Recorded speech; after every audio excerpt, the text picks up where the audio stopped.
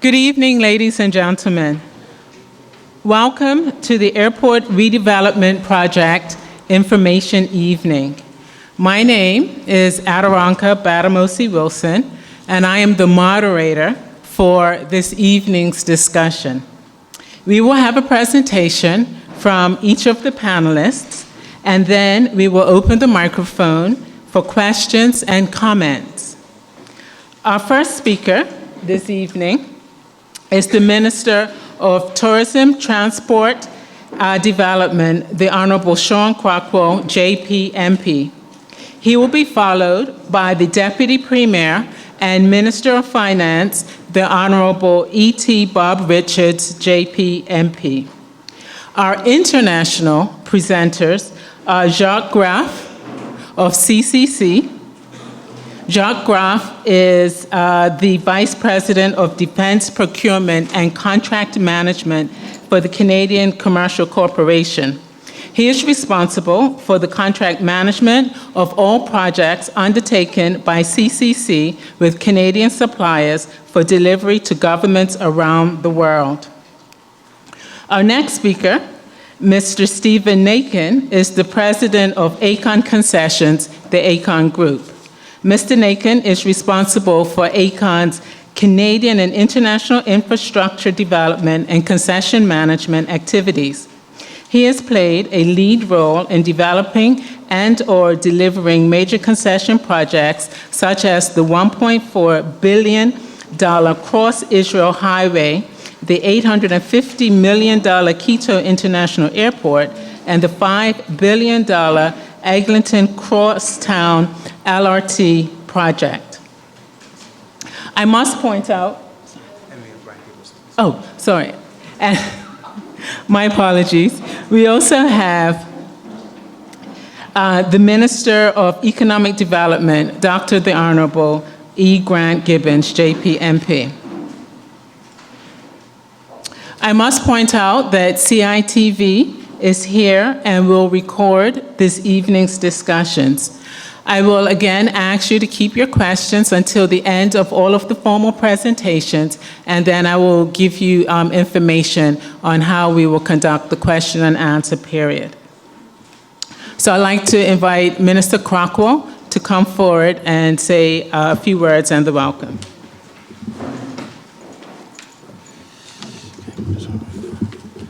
Thank you, and good evening, ladies and gentlemen. I would also like to take this opportunity to welcome you all to this information session on the proposed airport redevelopment, and thank you all for your attendance this evening.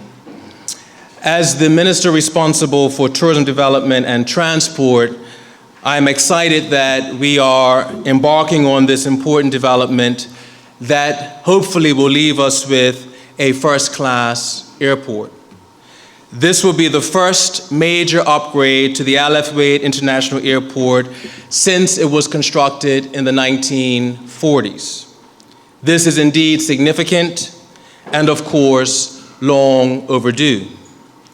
While this project has been subject to intense discussions, I would like to focus on the value and the benefits that this new airport terminal will have for Bermuda, and hopefully during tonight's session, we can clarify any misunderstandings that may exist around this project. There are a few projects that are critical to Bermuda's economic evolution. This morning, the Bermuda government reached a significant milestone with the signing of the Master Development Agreement for the St. George's Tourism Development Site. Thank you. That development has the potential to spur other developments and provide exponential employment opportunities for Bermudians. It is crucial to Bermuda, and it will have a positive impact on our tourism product and Bermuda as a premier tourism jurisdiction. This airport development is another project that is critical to Bermuda's tourism evolution. Like the St. George's Tourism Development Site, this airport project will also be a catalyst for local economic development.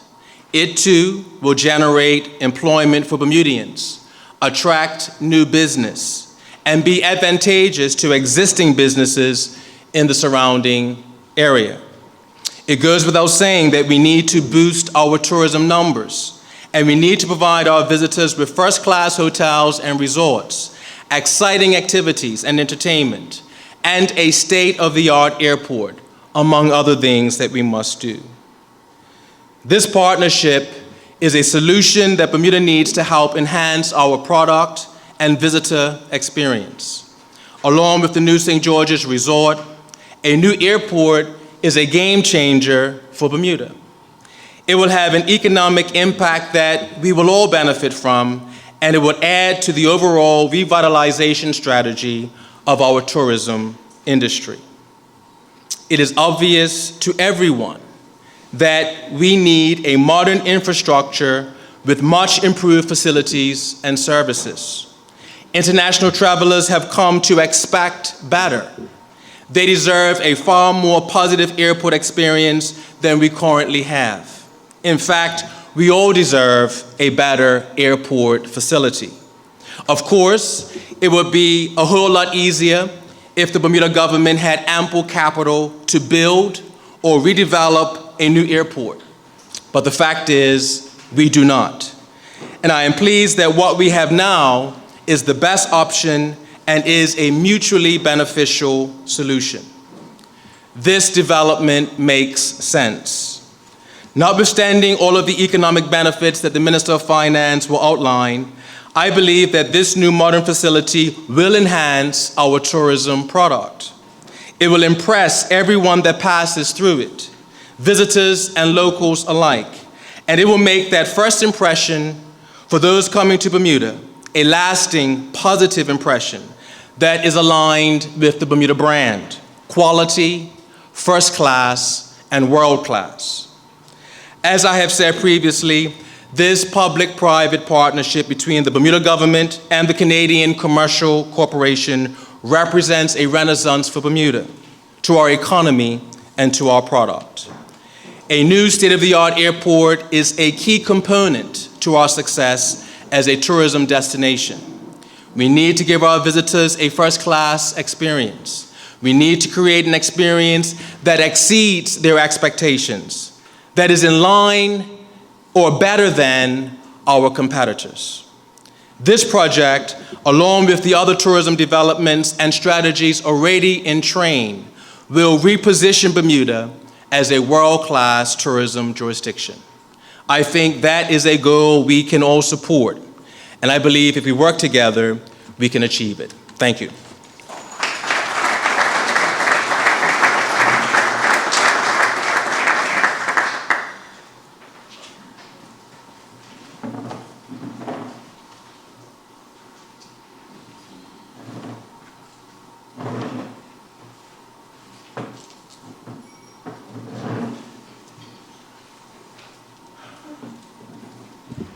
Good evening, ladies and gentlemen. It falls to me to get to some of the nuts and bolts of this project, and I think I should get right to it. This is a very important thing for Bermuda, and I think that we'll discuss a number of things that are very important to all of you here and all of us here in our future. So just let me start. I have some slides, and they'll kind of speak for themselves. It says, look what happened after Hurricane Faye. This is in our arrivals lounge.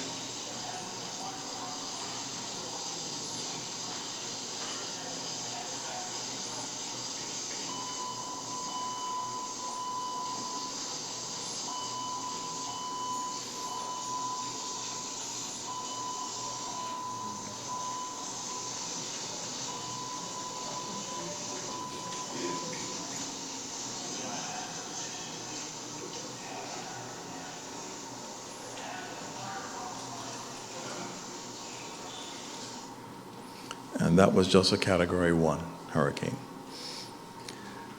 Why do we need a new airport? Well, for three major reasons: continuity and security, economic stimulus, and competitive position. Continuity, which is sort of what we just saw in that little video clip.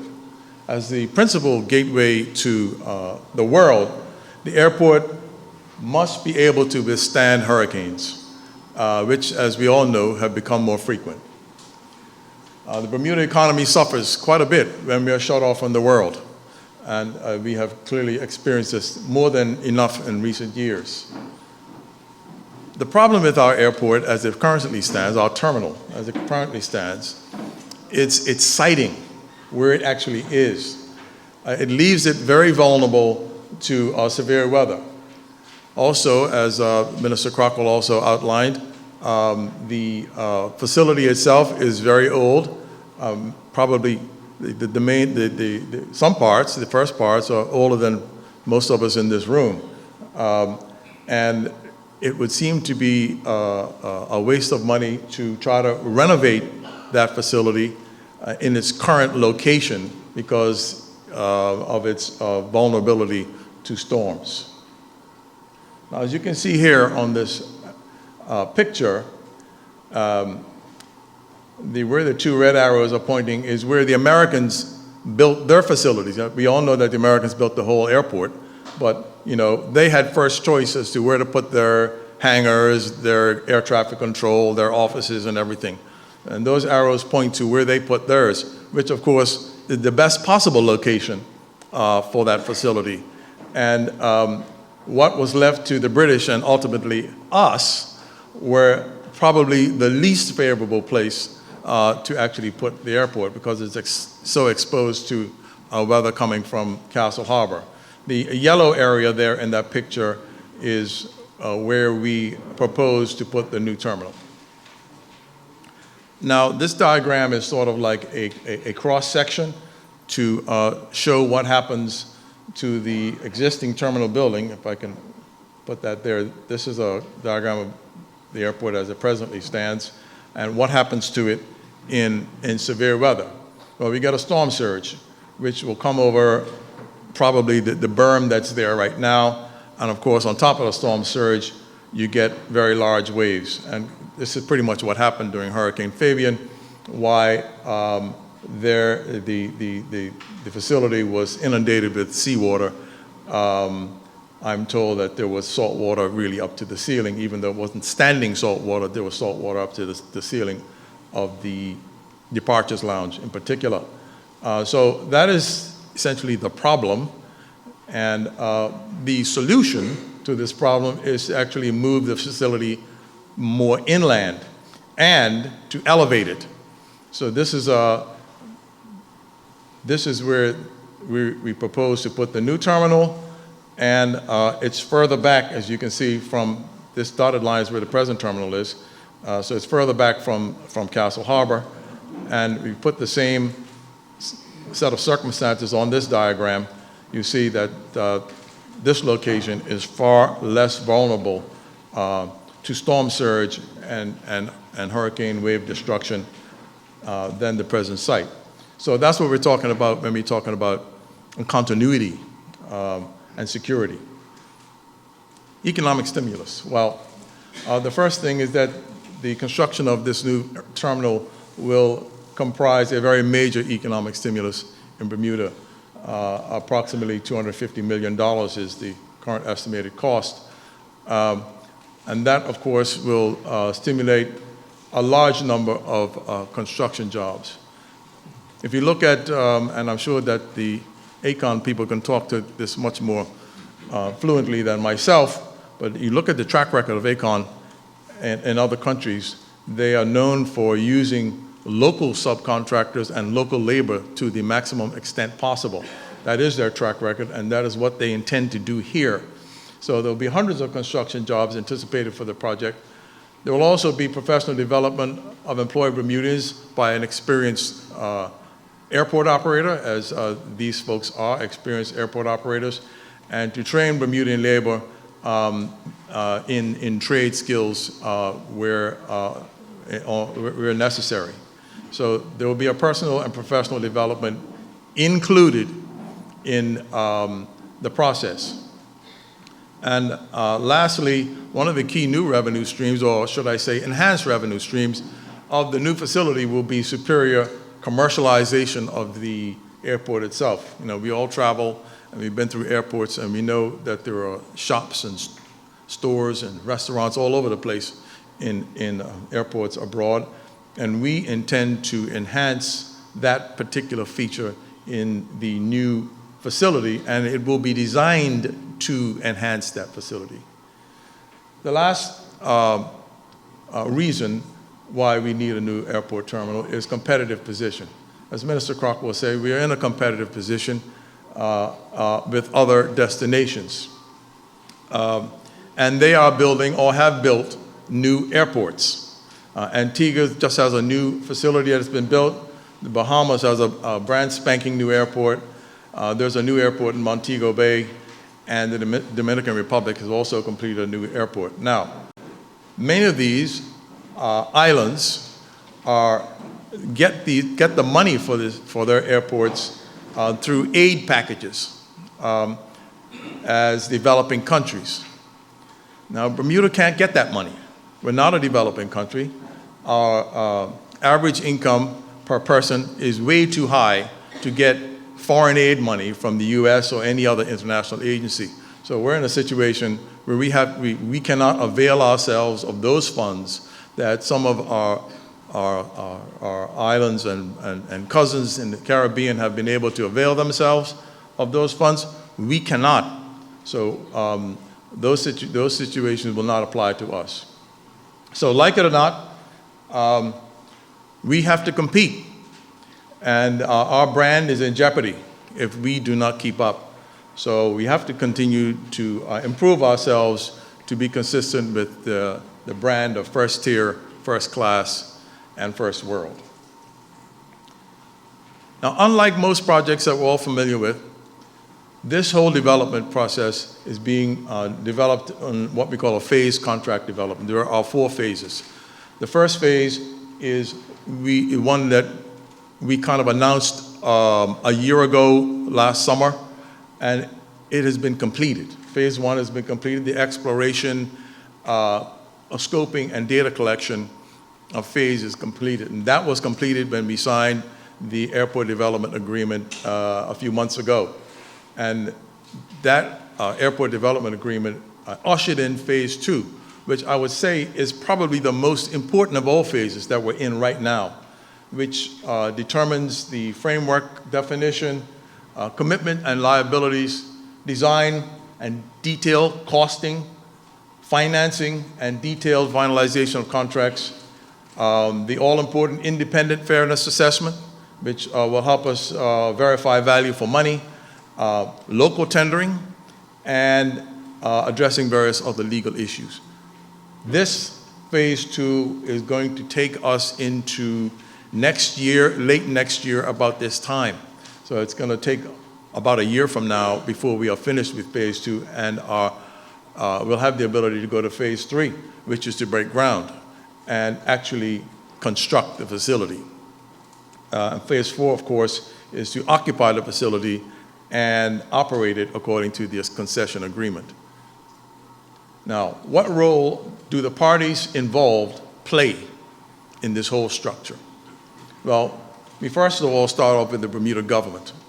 And we have made an arrangement with CCC, standing for Canadian Commercial Corporation. A Canadian Commercial Corporation is a wholly government-owned agency of the Canadian government, and their purpose is to encourage and promote the export of Canadian goods and services abroad. So we have an agreement with them to help us construct our airport. And the thing that they will be providing for us, in addition to the fact that they're part of the Canadian government, is they're going to protect us from 3 important risks. They're going to protect us from the risk of overruns, the risk of delay, and the risk of, lost my train of thought, the risk of overruns, the risk of delay, and the risk of of poor quality work. So they're going to guarantee on time, on budget, and to the design specifications for us.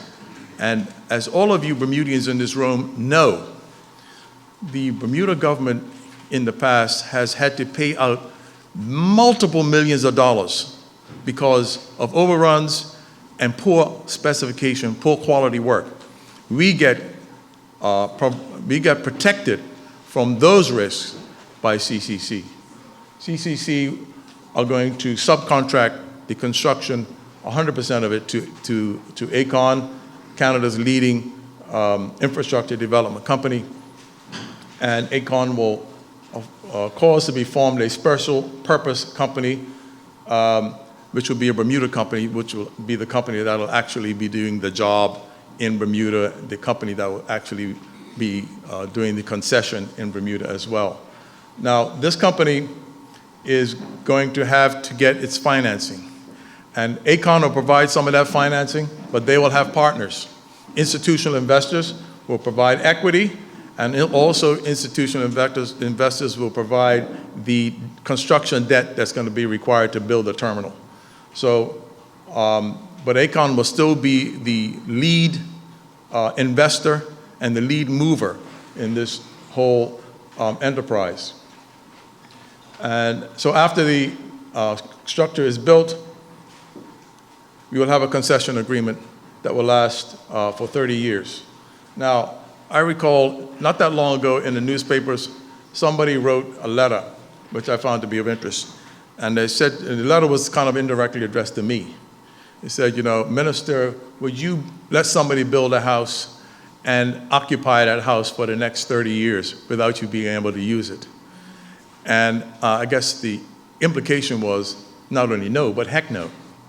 But my answer to that is this.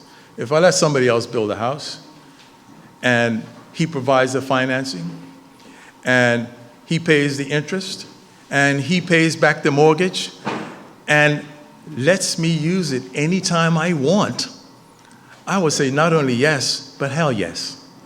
And that's the situation we have here with this airport.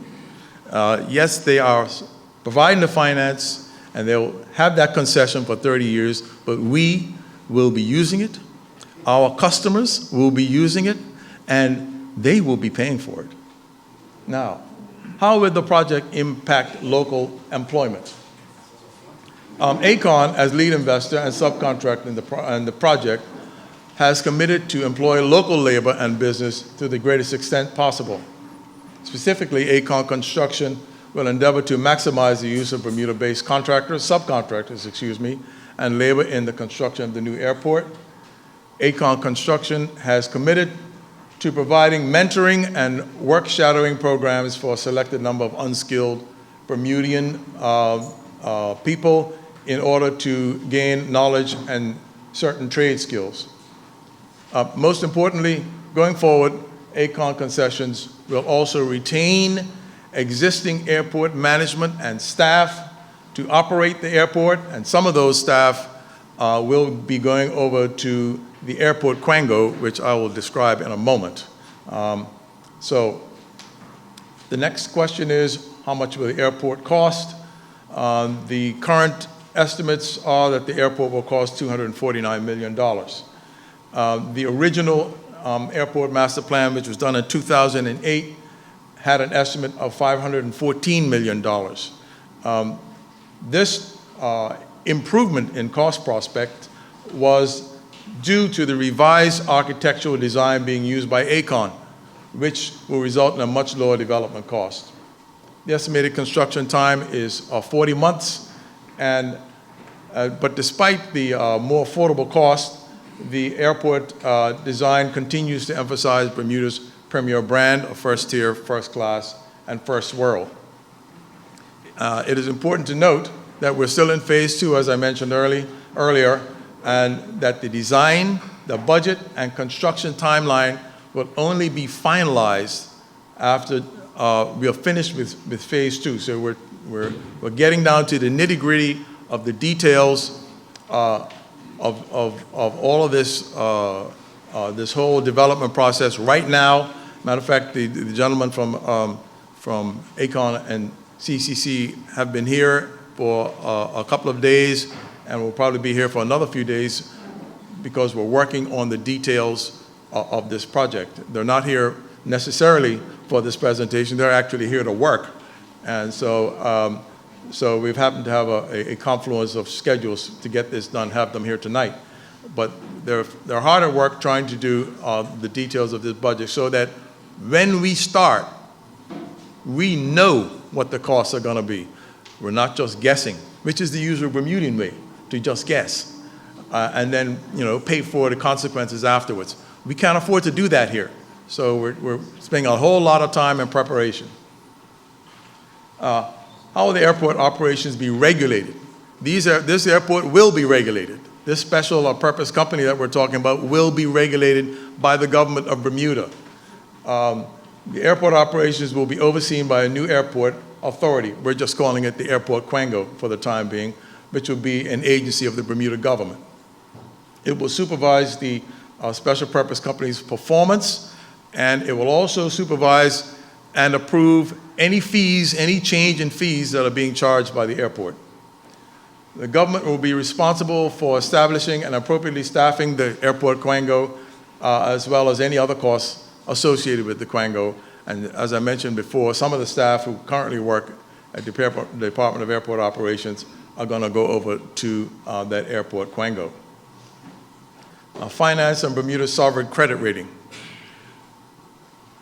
This new terminal will be paid for by users, not the government. Be paid for by users in departure tax and all kinds of probably irritating fees that you'll have to pay for to use this airport. This is exactly the same. I know all Bermudans are the most traveled people on earth. Now, most of you have been to New York. You go into Manhattan, what do? You go through the Midtown Tunnel, you pay a toll. You go through the Triborough Bridge, you pay a toll. That toll is to pay for the tunnel and the bridge. Either pay for its construction and or its maintenance. That's the same concept that we're using here, that the users will pay for the airport, not the government. This project will have debt, and it will be structured in such a way that the lenders will only have recourse to the cash flows of the airport and not to the general revenues of the government. And that's how we get this thing done without the increase in government debt. The special purpose company debt will get repaid. And once it gets repaid, ACON just doesn't pocket all the rest of the money. There is an arrangement that will have a profit-sharing arrangement between ACON and the government of Bermuda. Now, care will be taken to ensure that all airport revitalization transactions are legally and commercially structured in such a manner to avoid the impact on Bermuda's sovereign credit rating. Now, what are Bermuda's commitments? This is the page where it gets a bit busy, I'm afraid. There are a few of them. Retained services. The Bermuda government will continue to be responsible and will have to pay for certain retained services.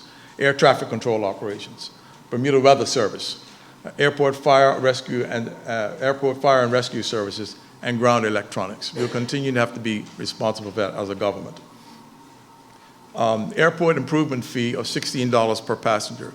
That has already been approved by Parliament. We approved that earlier this year.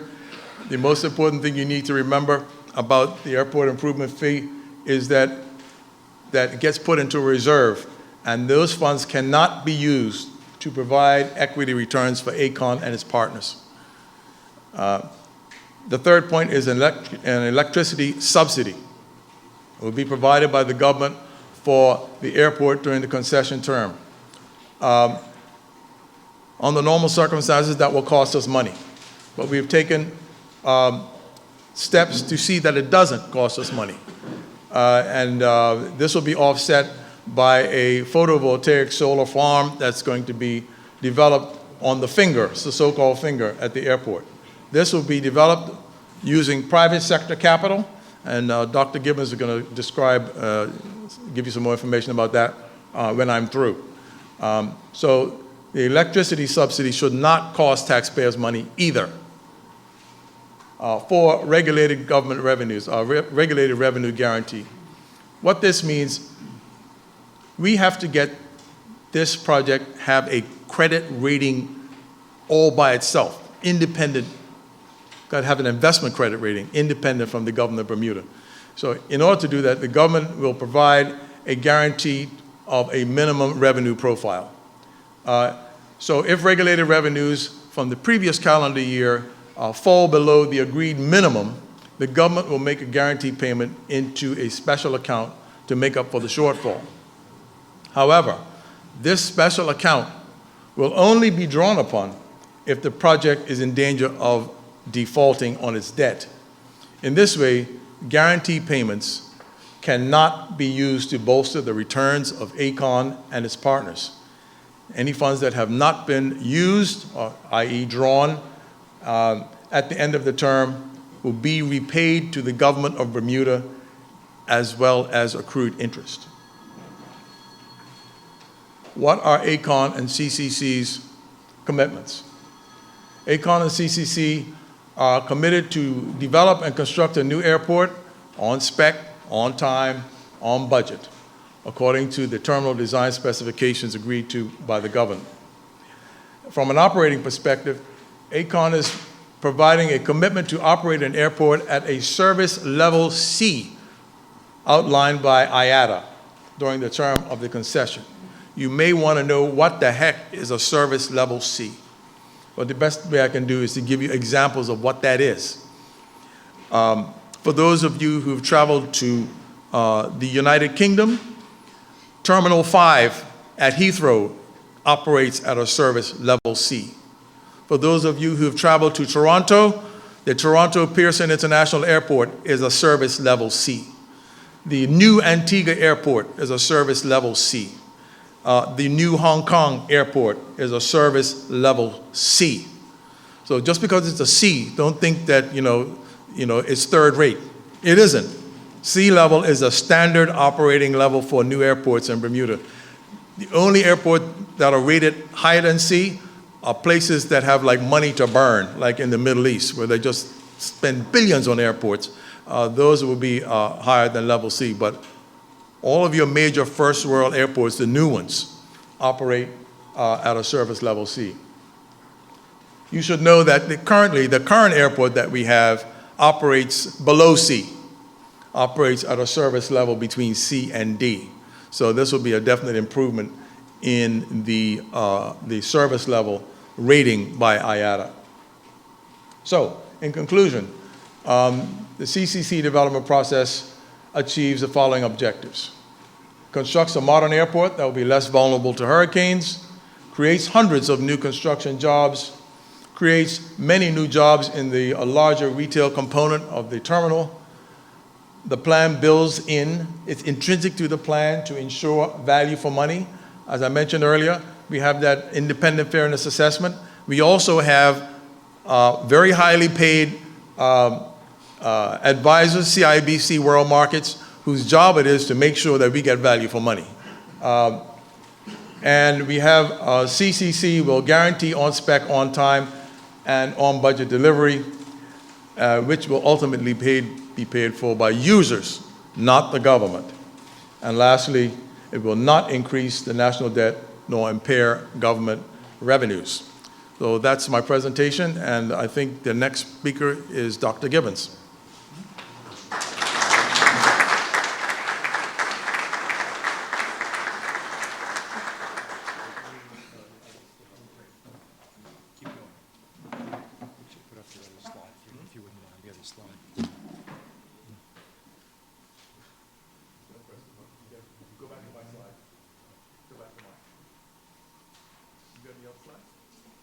No, just the one. Just I just need the map. Perfect. Okay. Good evening, ladies and gentlemen. It's always a pleasure to be in St. George's. As you probably gathered, I have a bit role this evening and was asked to, because of my responsibility for energy within government, asked to talk about an energy project, which my colleague, the Minister of Finance, has already said is on the finger at the airport.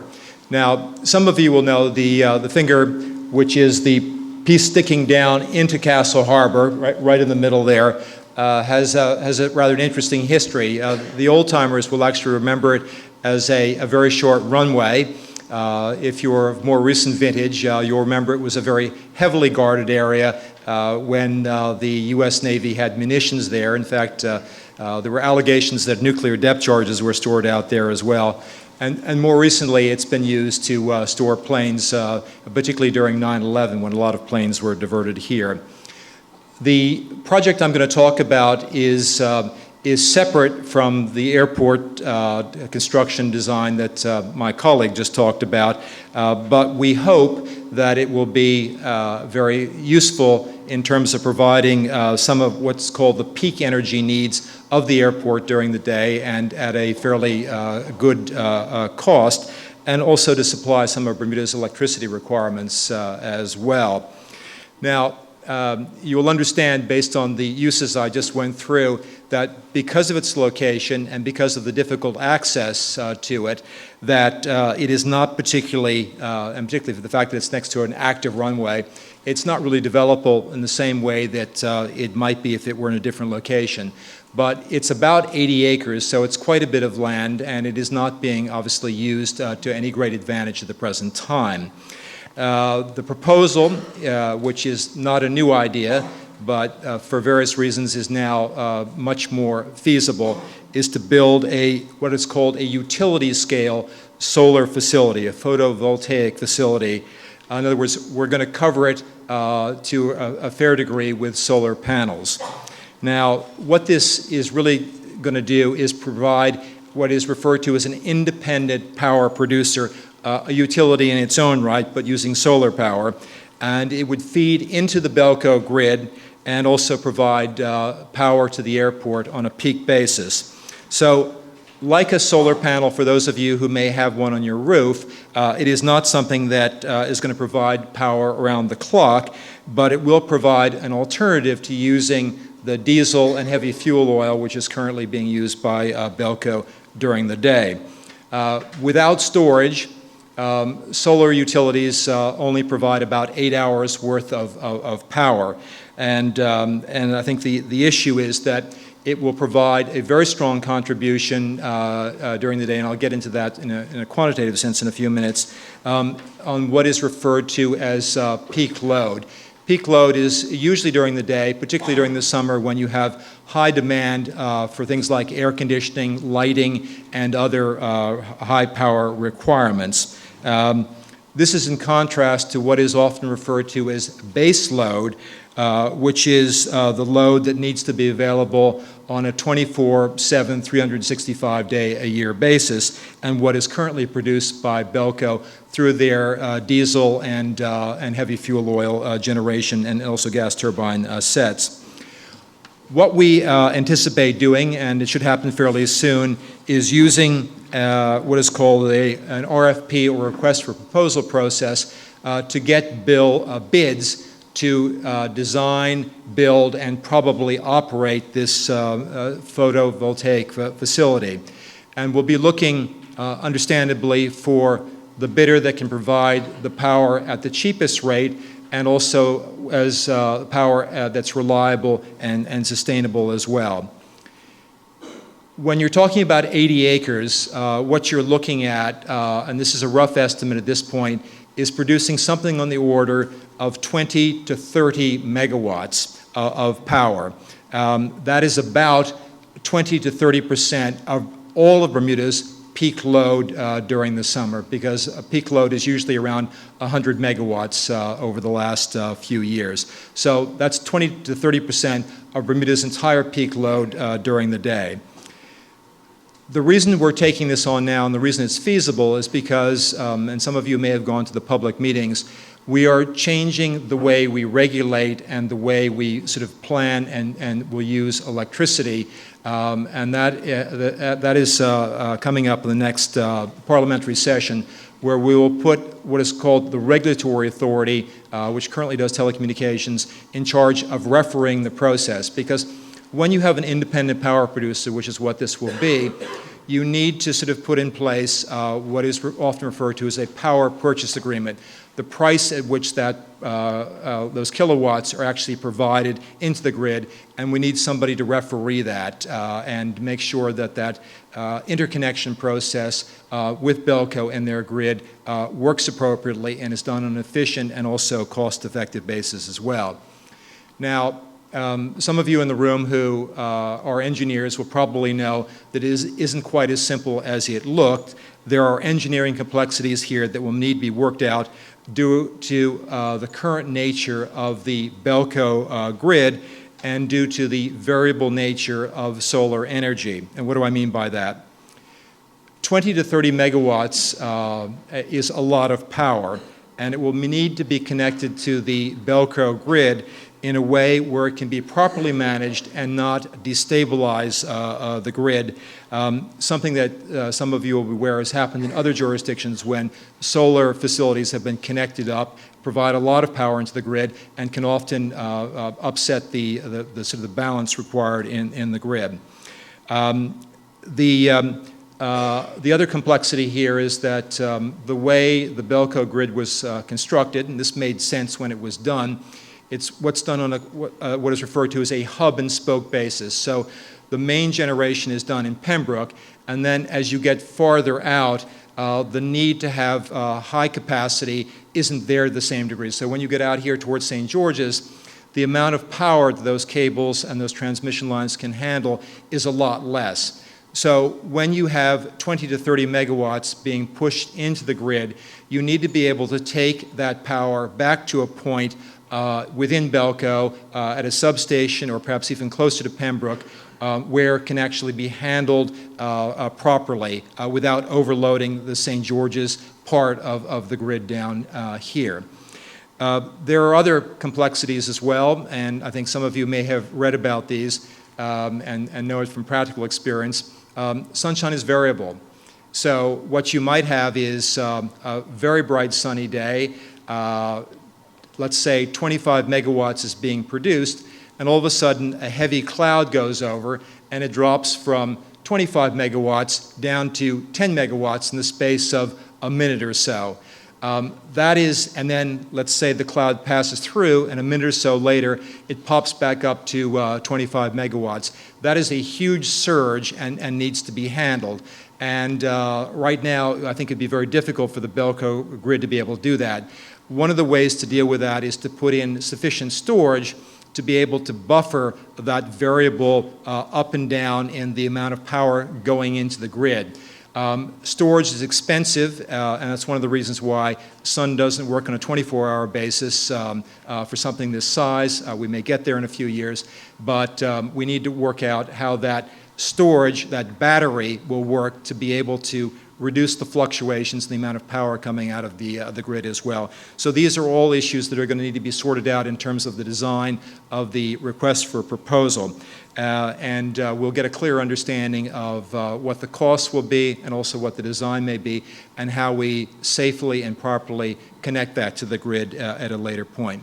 So as my colleague Sean Crockwell said, this is all part of a much broader plan to try and not only reduce the use of fossil fuel, to reduce the emissions that we're currently putting out through the diesel and heavy fuel oil which are being generated, but also to reduce the overall cost of electricity here and to upgrade the infrastructure that we're dealing with in Bermuda. So all these pieces fit together very nicely, and I think it's a nice complementary project to the airport.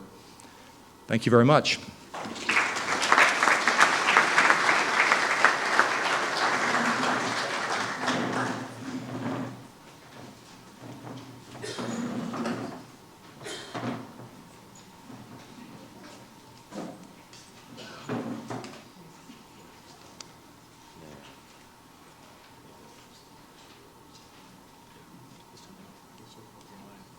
Yeah, it's open to you. So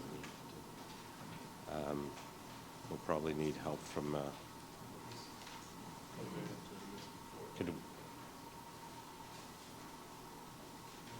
It'll just be one moment, ladies and gentlemen.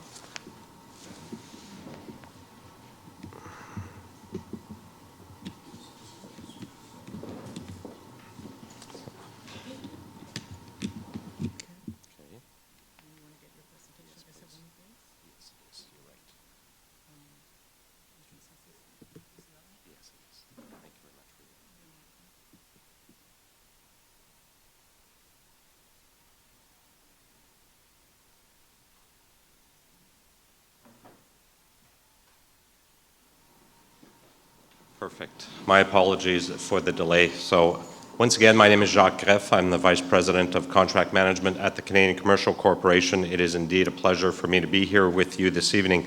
I'm going to try and make this quick because the Minister has already done a very good job in explaining in a few minutes what I was going to take 8 slides to explain. So very simply, the Canadian Commercial Corporation, which was established in 1946. We've been around for a long time. We were established post-World War II to help Canadian suppliers rebuild Europe. The bottom line is that the Canadian Commercial Corporation is mandated to increase trade between Canadian suppliers and foreign governments. Government-to-government contracting has been around for decades, but is certainly much more prominent today than it ever was. And there's a lot of reasons for that. The world is much more global than it ever was, and what foreign buyers are looking for is the best technology possible. But quite often, the technology is there, but the buyer doesn't necessarily know the supplier. So when you sign a government-to-government contract, as you would with the Canadian Commercial Corporation, signing a contract with us becomes a commitment by the Government of Canada that we will deliver.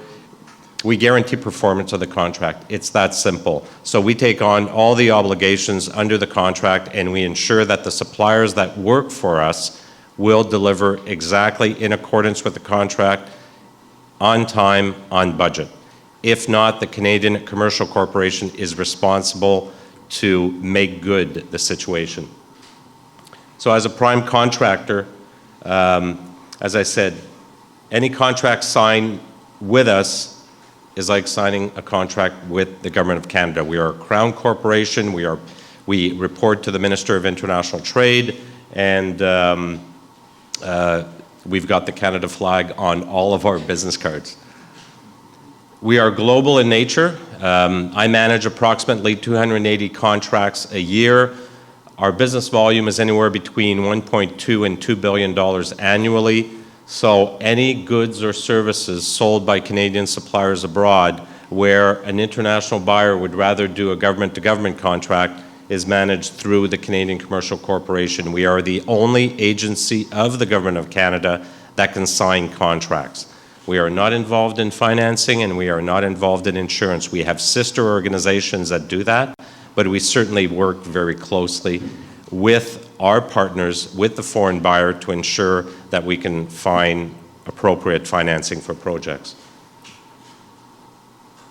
What's important for me on this slide is that government-to-government contracts, certainly, there's a whole bunch of reasons why foreign governments want to go this way, but what I've seen is that it certainly enhances the cooperation between nations, and from a diplomatic perspective, it's very favorable. So it is a commercial deal, however, it has a diplomatic flavor to it, so it enhances relationships between governments, and that's very important nowadays. Reduce risks. The Minister spoke very eloquently about how a government-to-government contract helps to mitigate risks. And I think that what is important is that the Government of Canada will always stand behind its suppliers and will always stand behind its projects. So we are not going anywhere. When we sign up to a contract, what we're looking for are long-term relationships with foreign buyers and foreign governments. And Canada has not always been known as a trading nation, but we certainly are today. And we have suppliers that can deliver goods and services that are world-class in nature. The Minister described the current state of the project. My colleague, Steve Nakin, will also detail that, so I won't bore you with that. It was important for us to be here this week. We stand side by side, arm in arm with our suppliers in trying to advance this project, and it was great being here with you this evening, so thank you very much for your time.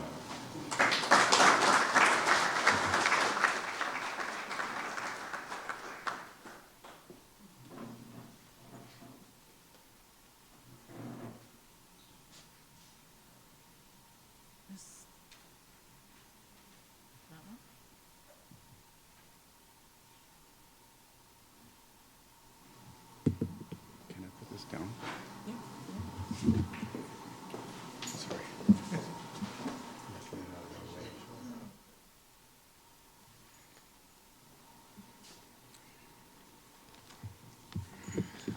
Ladies and gentlemen, ministers, it's a pleasure to be here tonight to speak to you about this project. You should know that this is part of a very extensive consultation exercise that we're going through, which so far we've met with over 200 organizations, agencies, and people, and tonight is an extension of that, and it will continue. And we plan to meet with each and every person who's willing to listen to us to explain who we are and what we're doing, and for the community and the wider community to understand the benefits of this project. Bermuda is at a critical turning point in its history. You're now poised to receive close to, I hear, $1 billion in inbound investment in tourism, in hotels, casinos, in infrastructure, in renewable energy, as the minister mentioned, and of course, in the redevelopment of your lifeline to the world and your principal gateway, the island airport, which is hoped will serve as a catalyst to even further investment in the country. As a result of these investments, hundreds of jobs will be created, secured, and enhanced. And it is hoped that the economy of Bermuda will be revitalized. As a developer and builder and investor, we feel privileged to be part of this wave of optimism in the country. My job today is to leave you with two main takeaways. Number one is to understand who we are as a company, Aecon, how we do business. And number two is to explain to you why we feel the project is good for the country. So, we are Canada's premier construction and infrastructure development company, and we're proud to have delivered many of Canada's major infrastructure landmark projects, some of which you will know, such as the CN Tower, and of course, Pearson's Terminal 1, which many of you may have flown through. And we're not a newcomer. Our company has been in business for 137 years. We have 12,000 employees, and we do close to $3 billion a year in annual turnover.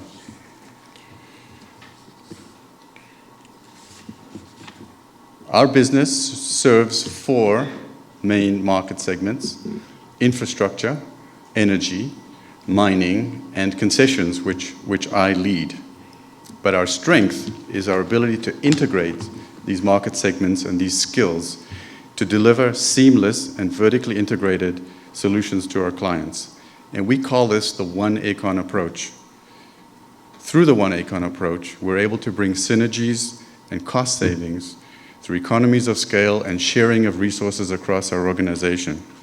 And nowhere is this approach better showcased than in the way we deliver public-private partnership infrastructure projects for our government clients, where we're able to mobilize and integrate the resources across the group to design, develop, finance, build, operate, and maintain critical public infrastructure. We like to think of ourselves as a partner of choice. Our ability to deliver large, complex projects on time and on budget has made us a partner of choice in our chosen fields. Our skills align perfectly with the plan to develop the project through a public-private partnership, as the Minister mentioned. Aecon is a P3 pioneer, long before I came to the company. We have delivered or are in the process of delivering 29 P3 projects with a total capital value of over $15 billion in a variety of sectors, from roads and transportation to healthcare, renewable energy, water and wastewater, and of course, airports. And our proficiency with this model is very useful because governments around the world are increasingly turning to public-private partnerships as a way to deliver and renew critical infrastructure without taking on additional debt, which is exactly what we're trying to do here.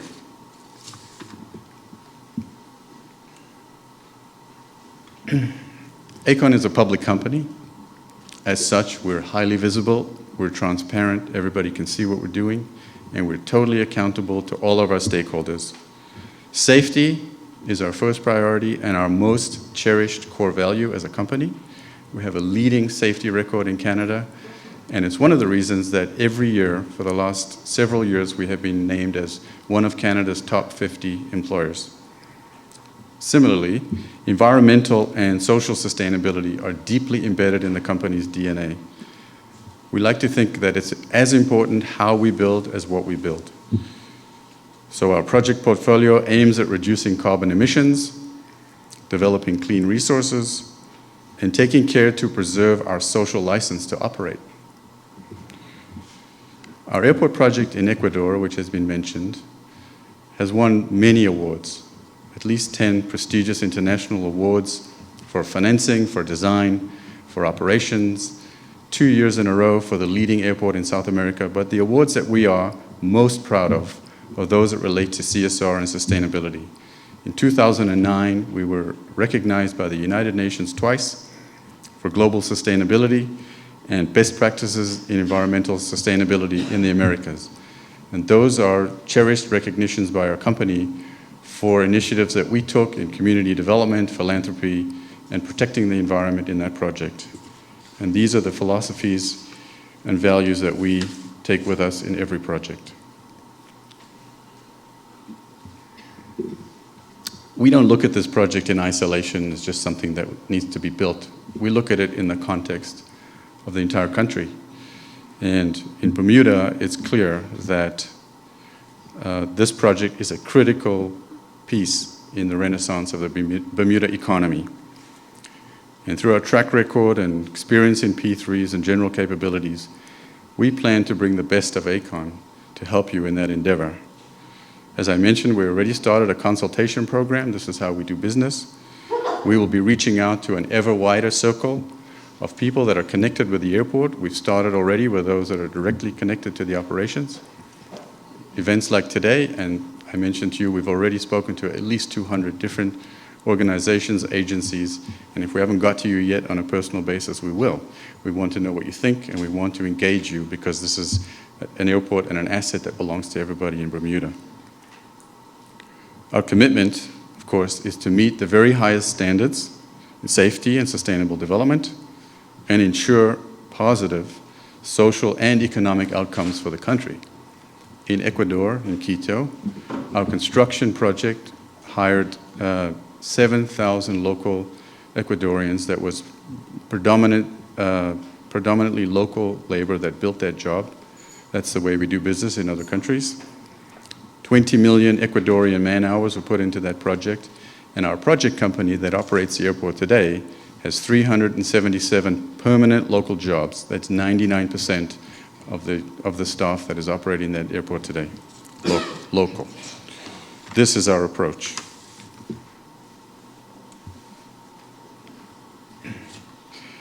As the Minister mentioned, we're just at the beginning of phase 2, so it's early days in the development process, but we're already very excited about the way the project is shaping up. The new airport will be safe. That includes for hurricanes and surge protection, modern, state-of-the-art, and beautiful. And it will be something that aligns well with the image that Bermuda wants to project to the world. And it will create a fantastic first impression for visitors who come and a lasting impression for the visitors who leave. The new terminal, aprons, and taxiways, totally revitalized commercial offering at the airport, and an extensive landside development will serve Bermudians for decades to come. And all the developments and facilities that we develop and build will have a distinctly Bermudian feel. Finally, it's important to mention the notion of affordability. We're very conscious, and this is a core part of our mandate as a developer, to make sure that the project is economically feasible, or it will fail. So we need to balance and be very careful about, when we talk about new and modern facilities, that they also have to be affordable. And that is something that we've been focusing on to ensure the project, in addition to being beautiful and safe, is also financially sustainable. And that includes not placing any burden on the government in terms of government debt or on the taxpayer. This is a totally user-paid facility like any airport in the world that you've flown through. Benefits for Bermuda. In our 130 plus years in business, we've seen time and time again the positive impact that infrastructure development has on local economies in terms of jobs, employment, stimulation of future investment, and growth. And we believe this project will serve as a beacon to foreign investors, hotel developers, and decision makers in the airlines abroad, that Bermuda is open for business, and it will boost their confidence in investing in this country. Critically important, this project will be a net generator of jobs. As the Minister has mentioned, as part of our construction, our approach is to subcontract as much as we can to local companies, and so we have a commitment to maximize the utilization of local labor and local subcontractors. In the operations, I must tell you that when we first came to Bermuda to conduct our due diligence and understand what was going on here, we were so impressed with the local management and operating team at the airport and the way in which they are managing an extremely difficult asset, old and aging and falling apart, yet providing a good service, that we had no hesitation in making the commitment to employ all those existing staff at the Department of Airport Operations that want to be part of the project company and don't want to go over to the airport Quango. So that's a compliment to what you have in Bermuda in terms of the expertise and the capability and the commitment of your people to operating an asset under very difficult circumstances. This project is a PPP. It's not a privatization. The assets that exist today and the assets that we will build will be owned by the government and the people of Bermuda forever. Bermuda will also retain the authority and power as a regulator of the airport. Our job is simply to finance, develop, build, operate, and maintain. It's a service. And through the process, the government will be able to transfer long-term cost and risk across to the private sector, to us, to manage for 30 years. And as Jacques mentioned, we will have, through the participation of the Canadian government, something that is invaluable in delivering and also in financing infrastructure projects. A sovereign AAA guarantee of the Government of Canada that the project, in terms of the construction, will be delivered on time and on budget and to the specifications in the contract. This is a unique commercial offering that Canada makes available to countries with which we have important ties, and Bermuda and Canada are very close. Lastly, I would point out and emphasize, as has been mentioned, that our development process, as we go through phase 2, and our contract, should we get there, will have the most stringent third-party independent experts overseeing us, having the right to audit us, and providing the important safeguards to Bermuda to ensure that Bermuda and the Bermudian people receive value for money through this exercise. Thank you.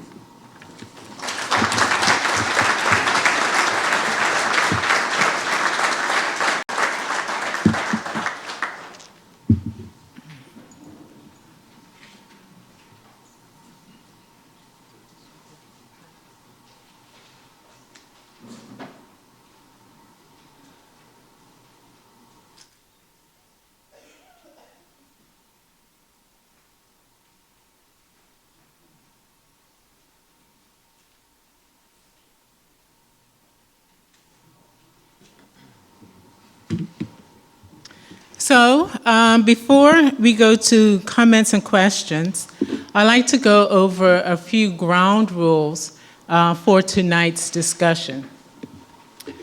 If you wish to ask a question or make a statement, please go to the microphone, and the microphone is right here in the aisle. And we want to have open and honest communication with respect. And one person will speak at a time so that we can hear your comment clearly, or if you have a question, so that we can fully hear your question. And I'm going to ask you to speak without being offensive and listen without being defensive. And what I mean by that is listen to the intent of the person speaking. Listen to the key message that they're trying to get across. And as that person is speaking, just speak thoughtfully and without being offensive. Accept the speaker's comments, even if you don't agree. We're not all going to agree, but we have a right to be heard, and we have a right to be listened to. Leave time for others to speak, and let's have a healthy dialogue. And I'm going to introduce a car park. And what a car park is if there are topics that come up that are outside of the realm of our discussion today, my colleague at the back of the room is taking notes. She just raised her hand. And she will add it to a list that we'll call the car park. And we'll look at a way to address that issue at a later date outside of this forum. Our time together will end at 7:30 this evening. Tonight, we are here to hear each other's comments and thoughts and to answer questions. I'm hearing rumbles about the 7:30. I'll come back to that. I will ask you to address your comments to me, the moderator. If you have a question or would like to make a comment and don't want to go to the microphone, write your question or comment on a piece of paper and get it to me, and I'll make sure that your question is asked or your comment made. Given the number of people that are here this evening, we're going to allow for a maximum of 2 minutes per speaker.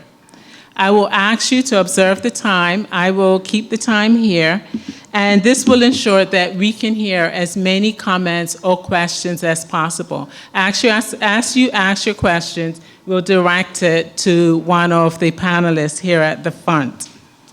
Bless you. So, as we approach 90 seconds, I will indicate that we're at 90 seconds, and so that this will give you an opportunity to start wrapping up your comments. And at the 2-minute mark, I'll ask you to step aside so the next person in line can be heard. All right, I see one person in line already. Sir, please come forward, and you may begin. Yes, good evening, moderator, panelists, dignitaries, townspeople. Good evening, everyone. My questions are more mechanical than political. My concern is, and I have no doubt that the professionals that we've been introduced to tonight is not their first tour. However, the grounds that they're going to be building on is not much difference in elevation as the current the airport that we're looking at now. And the concerns I have is how are we going to approach the sanitation and the collection of potable water from the new structure? Maybe this is all preempted because this is really new and we're saying we're going to do it. We're not quite there yet. However, Minister, a lot of projects have gone over budget because small things of this nature has been overlooked. We're at the very stringe of the old municipality that the Americans have put in on what we now deem the South Side property. Antiquated plumbing is the best that we could tie into at that point where we're looking at. So moving 90 forward. seconds. Moving forward, I would like to know that the sanitation side of it and the possibility of the collection of potable water for use is there. And also, I personally would like to see some form of parking where when we do go to the airport, we can actually park and enter the airport without getting wet and exit the airport without getting wet. I haven't seen any models, I don't know what it's about, but that's my bid. Thank you. Who would like to take that question? Is this on? Go ahead. Yeah. I'm not a technical person. We do have a lot of technical people in the room, and we have engaged a very deep, experienced technical team that is very familiar with all of those kinds of things that you're picking up, and they're important. One has to deal with those issues, obviously. We're at the beginning of phase 2. We're at the stage where we're doing a lot of investigation. We will have geotechnical people on the site surveyors, and all kinds of experts, including in that area of plumbing and water and wastewater. And part of the plan, obviously, is to assess and to ensure that in the plan that we come up with, in the design we come up with, we deal with all of those issues. But at this stage, we're just at the start. We have just launched a team of experts to go and do due diligence and start the design process. But I think it's really important, and I'm sure that we have not missed that we understand and that people raise all of those kinds of issues to ensure that nothing is missed.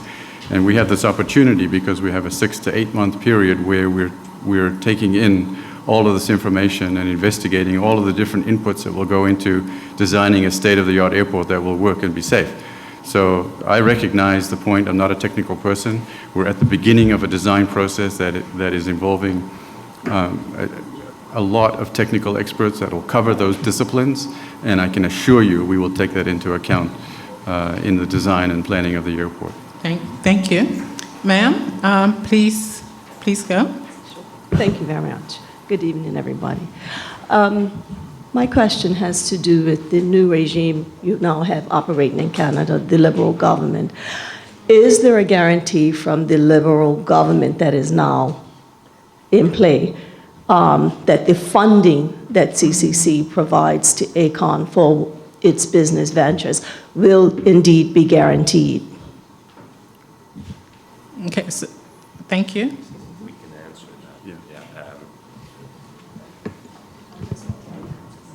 I'll just make, 2 points. The government was elected last night, so it's... I know that.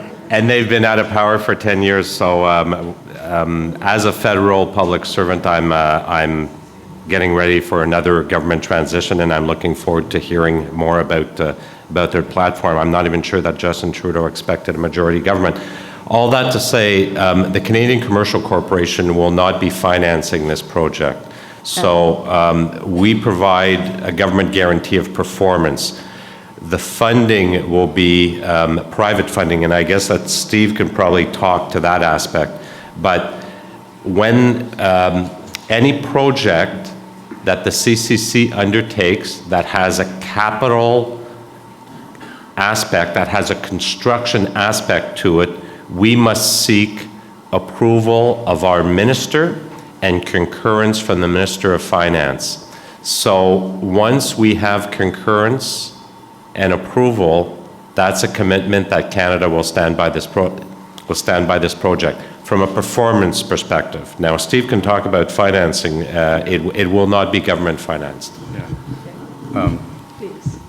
This airport financing is taking place in a world that we call project financing.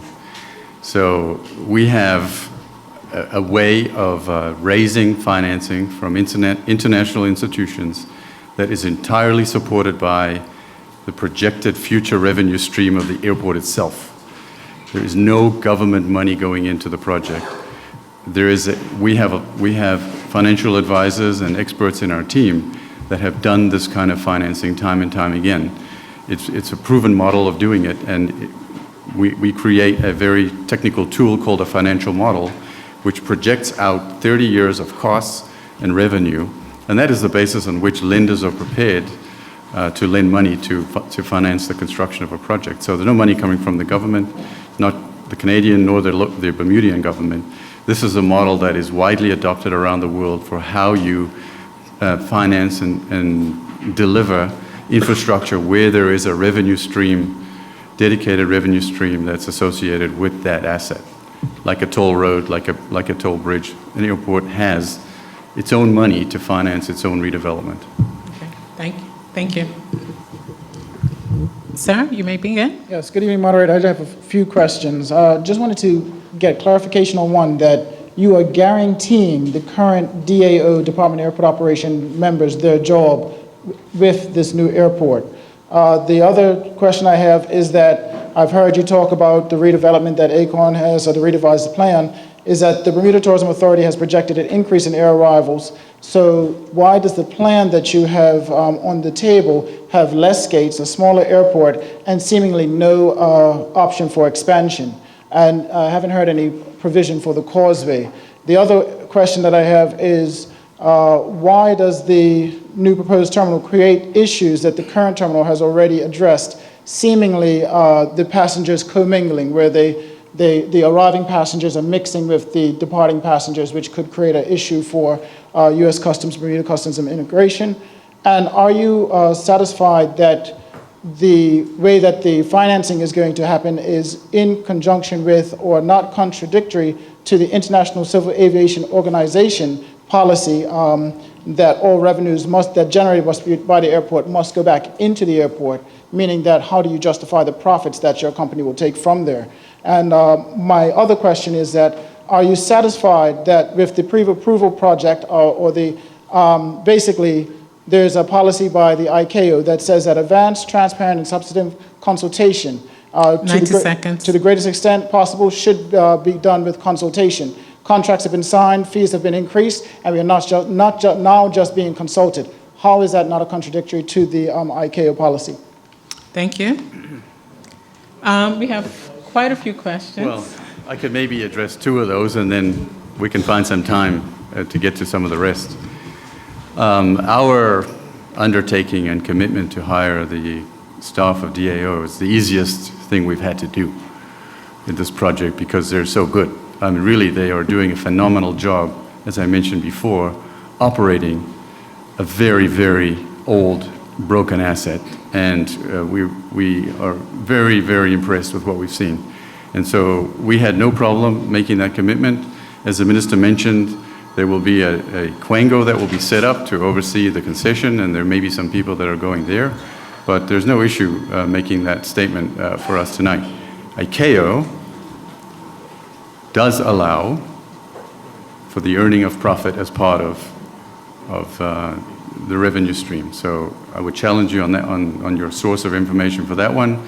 There are dozens, maybe hundreds of airports that are operating around the world by private concessionaires that ICAO accepts perfectly well. So we're not breaking new ground here. It's perfectly acceptable under the rules of ICAO when somebody is making an investment to deliver and build infrastructure to make a reasonable return on their investment.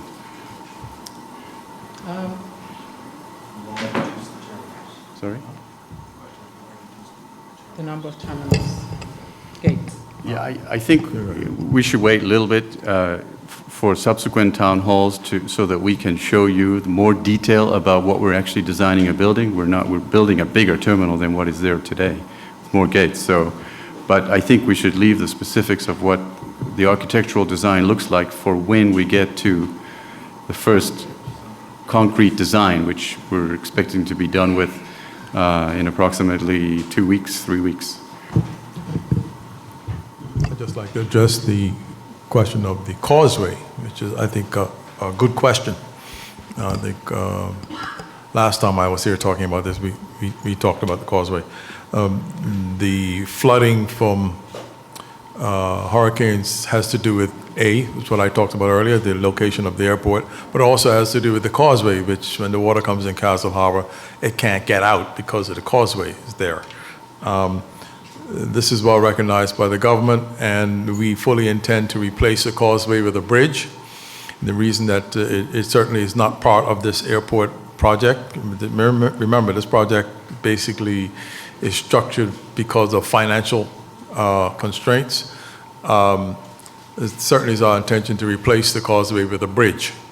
We haven't figured out how to finance it yet, but when we do, we'll let you know. All right, thank you very much. Ma'am, you may begin. Okay, good evening, everyone. I certainly welcome the capital and the infrastructure development and jobs that it'll create.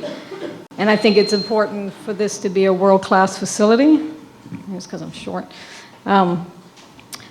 And that includes the private jet facility that the airport contains, that it's world-class and it can go 24/7 and meet the needs of those people.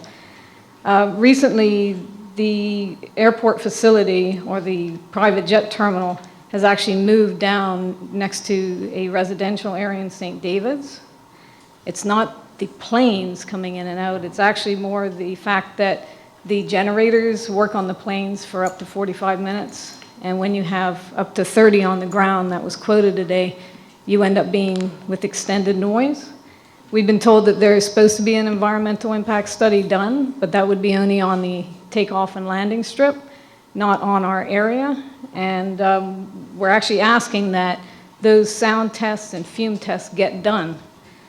I know everybody can't see it, but you saw the nice picture up there. If you look at what the nearest house was, a residential house to the Kinley Field Road facility, you're talking about 315 meters.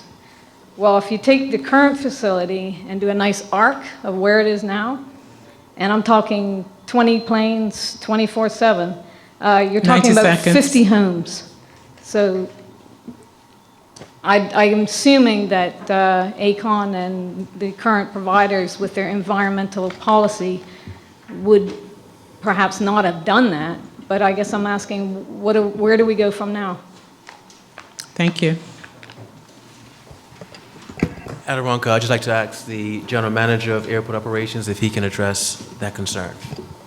Good evening, everybody. The site of the new executive jet facility is located down on what we refer to as Apron 4, which is near to the Pizza House restaurant down at Southside. You will recall for a number of years we used to operate an executive jet facility out of what is known as Apron 2, which is on Kinley Field Road across from Ferry Reach.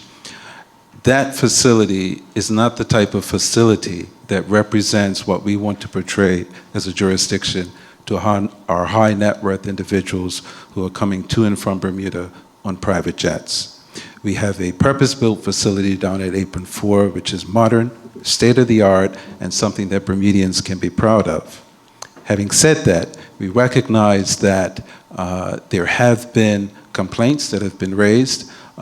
Certainly for the first time since I've been at the airport in the past 8 years, we've never had noise complaints from our neighbors down in the East End. But this is the first time, and this is not uncommon for airports around the world. Many airports around the world have had to deal with noise complaints, and we are committed to addressing that. I'm very sensitive to the concerns of the folks in that wonderful Chapel of Ease neighborhood and the surrounding area. We are committed to carrying out a noise study. We are committed to identifying noise mitigation options that would help to make things a bit more comfortable for folks in that area.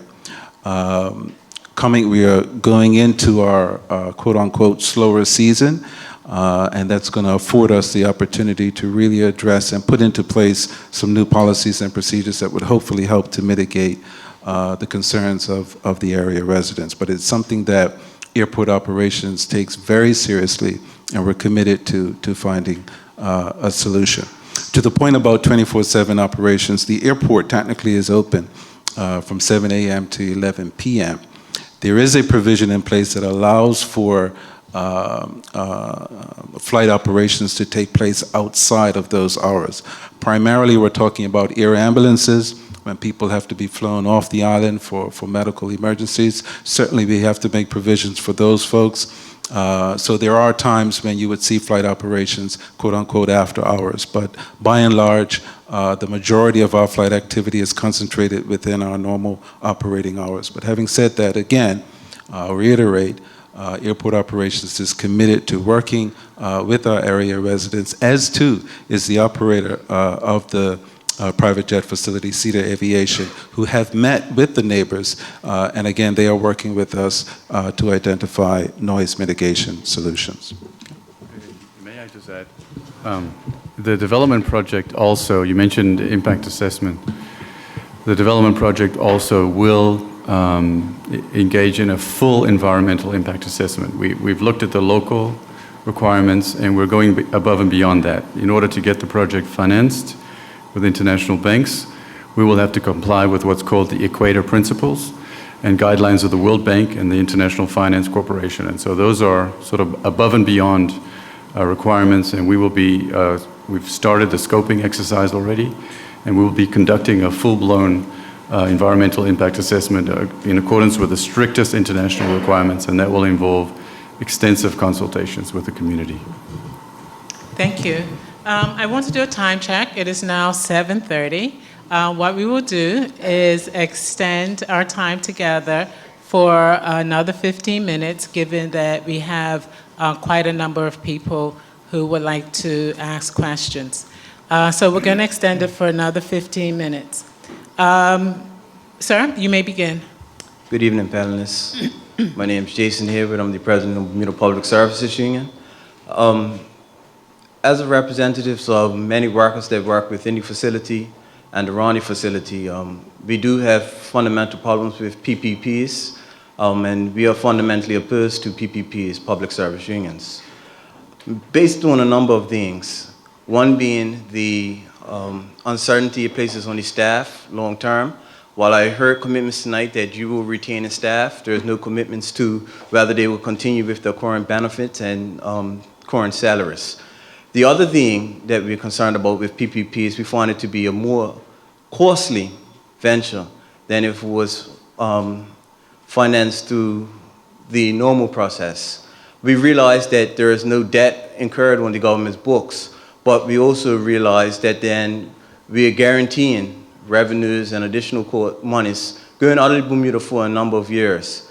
What I haven't seen here tonight is any estimates in reference to those dollar amounts. The Minister of Finance is famous for saying that there is no free lunch. But if I left for tonight, I will believe that there is a free lunch. It doesn't seem like any cost would be incurred by the Bermuda government or the taxpayers of this country. As a result, what are the estimated costs that this project will cost in total? And what is the return on investment that Acorn will be receiving from this project?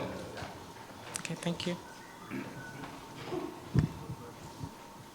I think unions around the world express the very same anxiety and concern about PPPs that you've just expressed. It's universal, and it's natural, and it's totally logical for you to be looking out for the interests of the employees. And I'm not surprised that you've asked the question. In Canada, I can speak for the fact that we have a track record in Canada of delivering approximately 250 PPPs. And in each and every case, the delivery is accompanied by a value for money opinion, or they don't get done. And each of those projects, there's an opinion which says value for money has been delivered, and this method of procurement is proven to be cheaper than the traditional procurement methodology. So all I can say is there's a tremendous body of evidence supporting the fact that PPPs do work. The money, I think we're working on the economics of this project. We're just at the early stages of design in terms of quantifying it. But the notion that money is just leaving the country is not true. All of the money that's generated by this airport, it will be ring-fenced in the project. Our lenders will make sure that that happens. And it will be very tightly controlled to pay for operating costs, for construction costs, and to repay investors for the investments that they have made and the risks they have taken at a reasonable level. And if we cannot convince the government and its independent advisors that all of those expenses and all of those returns are reasonable, a contract will not be signed with us. So those safeguards are there. Okay. Thank you, sir. Oh, okay. Sorry, Minister. I just want to address the free lunch. No, there's no such thing as a free lunch. And I've said many times, there's no such thing as a free airport. But I also said that this airport will be paid for by the users, not the government. And that's what the essential point is, that, you know, the government doesn't have the money, so users will pay for this airport.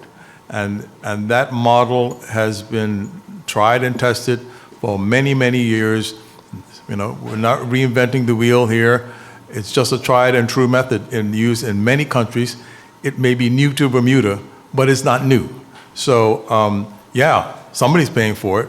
Every time you get on a plane, or I get on a plane, or anybody gets on a plane, part of what we pay for will be going to that airport. So, yeah, somebody's paying, just not the Bermuda government. And let me put an addendum on that. But we will have to pay for some of those retained services that I mentioned. The weather service, fire and rescue, ground electronics. Those are things that have been basically taken out of the airport that the government has to fund.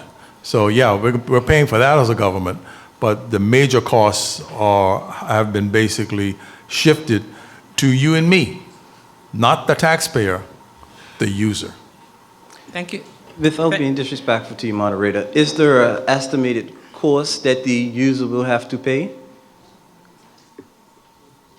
The estimated costs have been... Total estimated cost for the project. You mean aggregate, add it all up? Yes. Well, we know what we don't know what the airport costs. The current estimate is $249 million.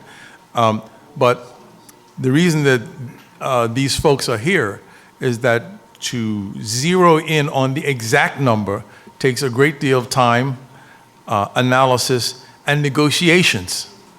And that's what we're doing right now. And we won't know the exact figures for this for this airport in some time. But when we get there, everybody will know. Thank you. Sir, you may begin. Good evening. I had one question, well, two questions for CCC. There is a company that I worked under in Toronto called MMM Group Limited. They're a very large company, and I believe they're bigger than Aecon. I could be wrong, but I was wondering, did the government ever engage them or Allison Don, who have ties with RBC in Canada and could fund the project directly themselves? Did you reach out to them, or was it strictly, you know, the connection with Aecon? Thank you. There are, excuse me, there are two approaches to CCC pursuing an initiative with a foreign buyer. Either the CCC, through discussions with a foreign government, identifies an opportunity and there are no suppliers preferred by the buyer or no suppliers offered by the CCC, then we would go back to Canada once we understand what the requirement is, and if the foreign government wants to get into a government-to-government transaction, then we would go find the suppliers, and there's all kinds of ways of doing that. The second case is when a supplier brings the opportunity to the CCC, and that is the situation that we have in this case.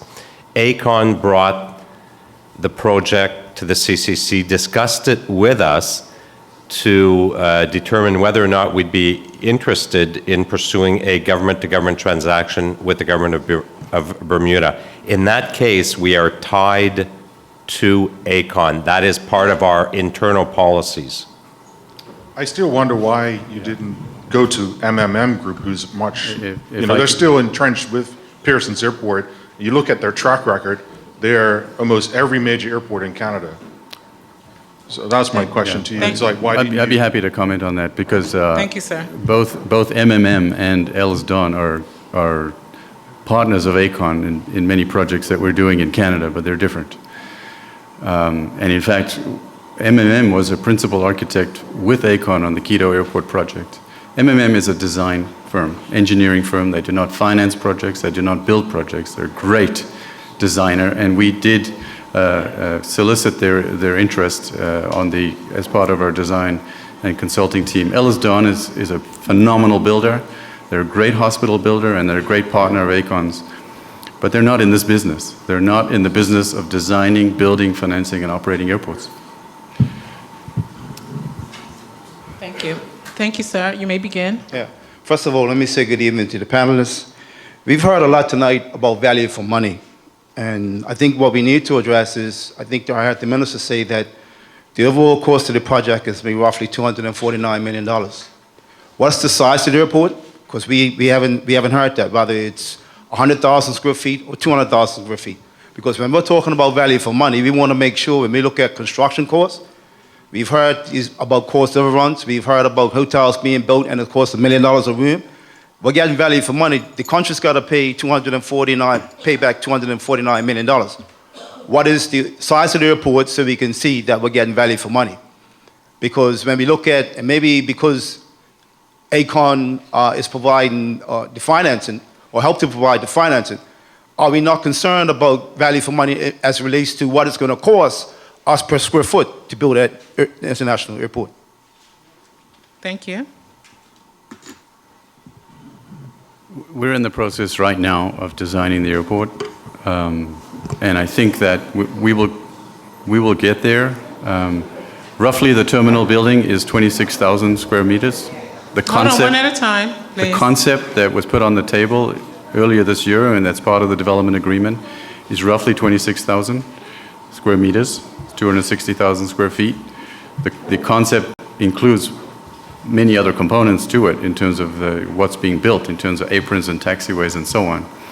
The total package is estimated at the moment, this is a high level based on a 4% design, benchmarks that we have about what things cost to build in Bermuda, roughly $249 million, but we're going through a process of validating it.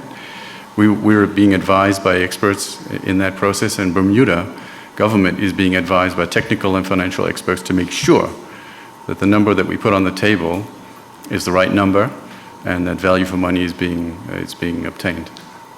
You are aware that the Cayman Airport initial cost estimate was $200 million, is that correct? Not correct. The Cayman Airport? Okay. Well, they built their brand new airport for about $70 million, and my understanding is they have about the same size traffic as ours, roughly 250, 300,000 visitors, and it cost them $70 million to build their new airport. That's my information. Now, if you have something different, you can correct me. Well, Cayman has made a decision to renovate the existing terminal, and that's a decision that they've made, and I don't know why. Bermuda has made a decision that that's not a viable option, and a new terminal needs to be built. So that's not my decision, that's just the decision that's been made. Thank you. I just want to do a time check. I have 7:41, so I'll take to the last person that's currently in the line, and then we'll begin our wrap-up. Good evening. Ma'am, you may begin. Yes, good evening. Are you aware that 75% of Bermuda's populace is opposed to your companies taking over our airport for 30 years? That's the main beef, right? We've heard a whole lot of stories, but our main concern is the 30-year period. What happens at the expiration of 30 years? Will we then have to turn around and build another new airport? Since they say that the life expectancy of an airport is 30 years. The government hasn't been totally open and transparent with the people of this island concerning the whole airport project. And if there are two sets of petitions being circulated now, one by a senior group and one by youth, and that's what we're calling for. We want this 30-year thing abolished, done away with. And if the government, the One Bermuda Alliance government, were to concede to the wishes of the people and not hold to this 30-year period, my question is, what is the financial penalty if the Bermuda government were to back out of the airport deal? What would the financial penalty be to us? Because we hear things like, oh, they've gone now into phase 2, and we say, okay, hold off, you folks, 30 years? No, the people do not want it. What is the penalty? 90 seconds. Okay, and one other question. How much money has been spent on the airport to date? Okay. Thank you. Thank you. Thank you. The construction of the new airport is predicated on it being financed off the government's books. And this is the only way to do it. So if you get rid of the 30-year concession, there's going to be no airport. I can't be any clearer than that. Insofar as any reaction to opinion polls, I don't know of the, I really don't know about opinion polls, but what we're doing here is for the strategic development, is for the development of a strategic asset that the government has decided that Bermuda needs. We've got an airport that dates back to 1942. I think it's time we got a new airport. Our competitors have gotten new airports. It's time for us to step up to the plate and put this infrastructure development that we need. The only way for us to be able to afford this project is the way we're doing it. As I said in my little analogy about the guy building a house, you know, you may not like the fact that he's running your house for the next 30 years, but the fact is that you can use it anytime you want, and he's paying off the debt for it. I mean, this is a good deal. You know, that's pretty much as I can say on it. All right, thank you. The penalty. Okay, I'll answer. Sorry about it. Thank you for reminding me of that, Chris. The agreement that we signed during the summer outlined the penalties for canceling the agreement. Prior to signing that agreement, the Bermuda government could have walked away with no penalty. ACON had already spent, I think, $2.5 million up to that point, and they would have had to eat it. Now we have moved to phase 2, where we're doing this detailed analysis and negotiation. We cannot walk away without reimbursing them for their costs. So, well, what is that? Their costs will increase as time goes on, right? One at a time. I think I mentioned already that they'd already spent $2.5 million, right? We have passed the point where we can just, for any reason or for no reason, cancel this without penalties. And so we've got to that stage, and we had to move to the stage so that we can move the situation forward. But the idea that we can just cut and run, so to speak, you know, is no longer on the table. When you're doing a project, you have to make commitments. If there's no commitment, there's no progress. So we made this commitment to at least to get to the stage where we have the final estimate of whether, as Steve said, this is affordable. And we get to the point where if it's not affordable, then there is a prescribed formula for exiting the deal. But there's nothing in the formula that says that the government of Bermuda can exit the deal because of an opinion poll. That's not part of the deal. So there are penalties, and I think I've described them as much as there. But I could say that, you know, the costs continue to mount up as we continue to do this deal. So even though whatever months ago it was we signed that deal, Steve, they had spent $2.5 million. They spent more money since then doing analysis and research. So that's just the nature of the beast. Thank you. Let's go to the next question, ma'am. You may begin. Okay. I'm very much a run-of-the-mill person in the population. And I just want a couple of things clarified, please, because I don't really understand. So we've got this house that is being looked after by somebody else. What happens once that house is built? Who upgrades it over the 30 years as things need upgrading and going into the next 30 years? Who does all that? And, okay, answer me that one. Yeah. The part of the agreement that we have, under the concession agreement, ACON will not only be responsible for operating the airport, they will be responsible for maintaining the airport. So they're responsible for that, and that will come out of the revenues that will be earned from the company running the airport. The maintenance of the airport will come out of that. But after 10 years, it's going to be needing substantial, I don't know what you want to call it, modernization or something. So is that all in the agreement? Yeah, but it has to be maintained. And maintaining means you got to keep it up as you go along. Thank you very much. Ma'am, you may begin. Good evening. This question is for Minister Richards. What research have you done to show that building a new airport is going to increase tourists? Like, why would tourists come here just because we built a new airport? We never said that. No one ever said that. Yeah, that's true. No. Well, one at a time, please. Let us be clear. One at a time. Let us be clear. No one said that if we have a new airport, it'll bring more tourists in there. I haven't said it. The Minister of Tourism hasn't said it. The Premier hasn't said it. Nobody said that. You said so it let's be clear about that. What we have said, though, is that we have to keep up with our competitors. They are building new facilities. And the first and the last impression a visitor has of Bermuda is the air terminal.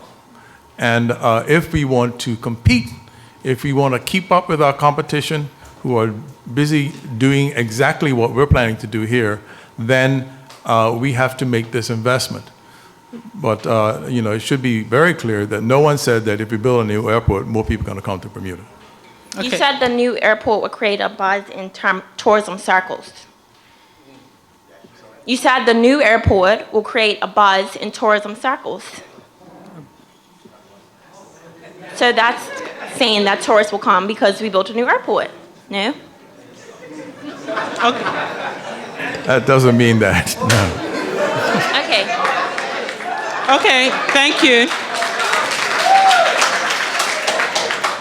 And we'll take our final questions for the evening.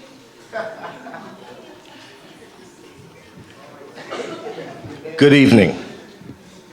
I think that things are becoming a little fuzzied.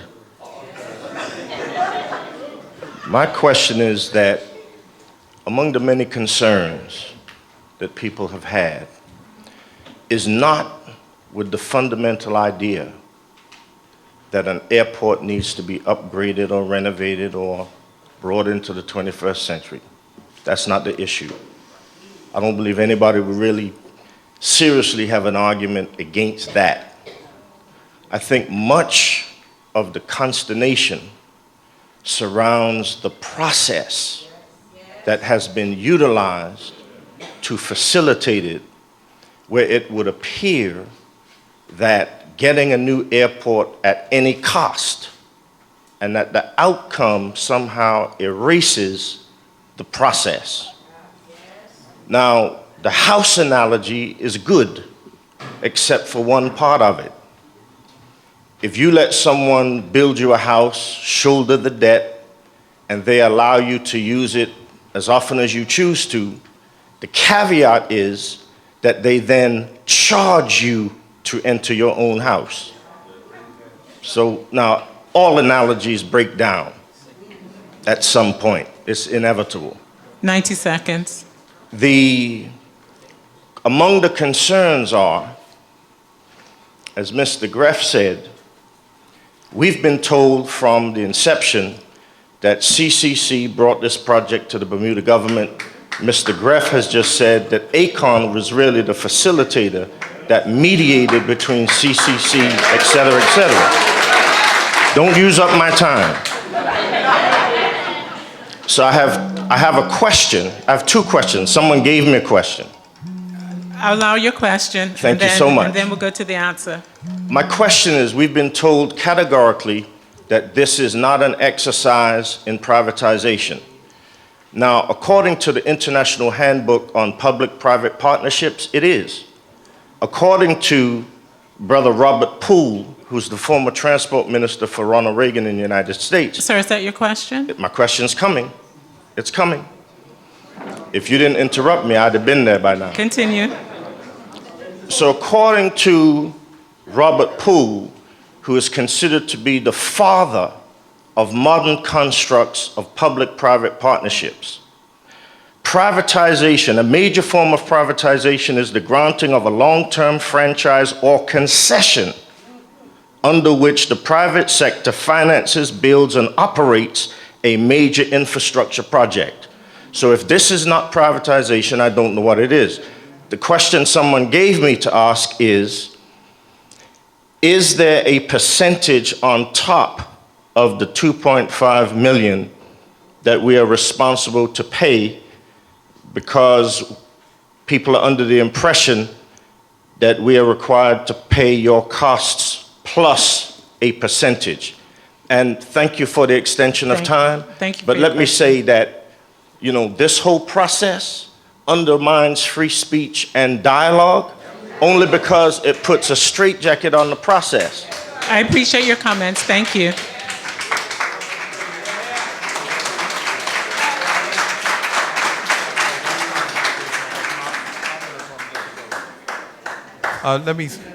Let me say this, Reverend. One at a time. Let me make something clear. The representative from CCC said that ACON brought this project to them. What he did not say is that the Bermuda government was involved in that bringing. I am saying One at a time. that he didn't say that because it's not true. When ACON contacted them, the Bermuda government, as represented by me, didn't know who ACON was, didn't know who CCC was. I never met them. I never even heard of them. So let us not make the incorrect inference that because ACON brought an idea to CCC, it was with the acquiescence and knowledge of the Bermuda government. It was not. But no. Let me finish. Sir, one at a time, I'm not please. finished yet, all right? The Bermuda government had, for at least 2 years, through budget statements by myself, stated that we're looking to redevelop the airport. So the only thing he had to do was read the press to see that, hey, these guys in Bermuda are thinking about building a new airport. There's a possible opportunity there for us. But we knew nothing about it. So I want to make sure that everybody understands that the inference that you made is not correct. Now, Sir, the rest of please have a seat. No. Okay, please have a seat. Please have a seat. All right, so we've come to the end of our time together this evening. Our next steps will be another information session in November, and we'll make that public, and it's going to actually be held in Hamilton. Now, if you have questions or would like to make any comments before that meeting, we will encourage you to send in your emails, and the email address is info@dci.gov.bm.